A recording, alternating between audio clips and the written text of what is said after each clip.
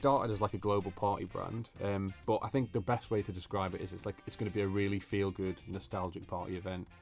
So obviously Craig David is going to sing, of course he is. He'll be MCing.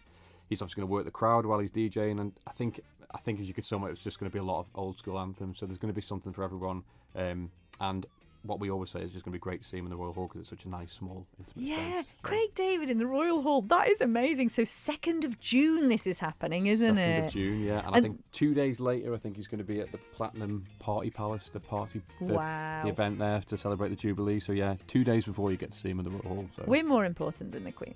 I'm probably going to get struck down for saying something like that, aren't I? You're not allowed to diss her. But this is just one of many, many fabulous events happening at the Villa Gaiety. Emma, this is a super exciting time for you guys. Are you crazy busy? Yeah, we have been. There's all the stuff that's been rescheduled because of the pandemic. Finally, we're able to do that. But there's while we've controlled that programming as much as we can, there's some weeks where we've just had to squeeze everybody in. So we had a really busy week last month with Texas and Ramesh and Glen Tilbrook because we're still trying to put the new stuff in as well. And so we're okay this week. We've had a bit of quieter time, but then it picks up again, and it's great to get everybody over. All those people who I know have held on to tickets for months and months can finally come and enjoy the acts that they bought those tickets for. So it's good to be busy again. Yeah, exactly. And of course, and we did touch on this briefly when I spoke to you for Spotlight a few weeks ago, but don't worry, if you've got a ticket from a while ago, you're fine with that, aren't you? Or if you lost your ticket, that's okay, isn't it? Yeah, we can track that. We've got records, so I have one of those calendars with a pocket, and you put the tickets in, and if you've done that and the calendar went out at the end of last year, don't worry, get in touch and you can still come. Yeah, so don't worry, it's okay. It's okay if you can't find your ticket. They will sort you out. So we mentioned Craig David, Sean. That's not till the Thursday, the 2nd of June, which, to be fair, is not far off now. But you've got a couple of things coming up before that as well, haven't you? We have, yeah. We've got Milton Jones, the comedian in the Gaiety. He'll be there on Monday the 30th of May, so that sort of kicks off practice week for us. And then hot on his heels is the ELO experience as well, in the Royal Hall on the 1st of June.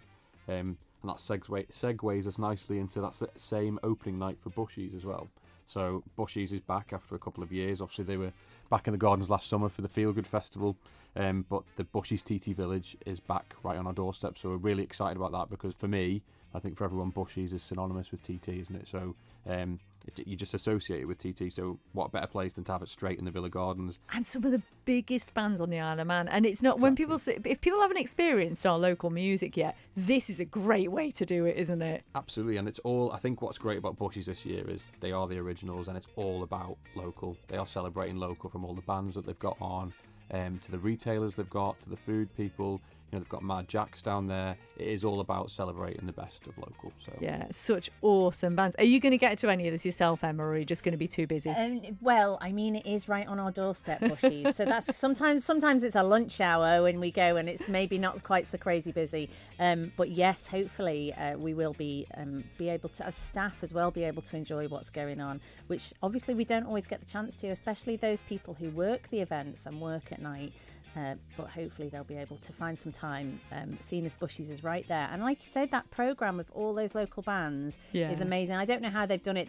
Looking at that programme, that's a feat in itself. We can appreciate that. So they've managed to get everyone in. That's great. And the that's thing go on, Sean. Meetings outside, isn't it? Yeah. We can have our meetings in Bushies. That poor yes, love it. And we talk about these local bands. Some of them only come out 1 or 2 times a year. The likes of DCAC and Pigs on the Wing.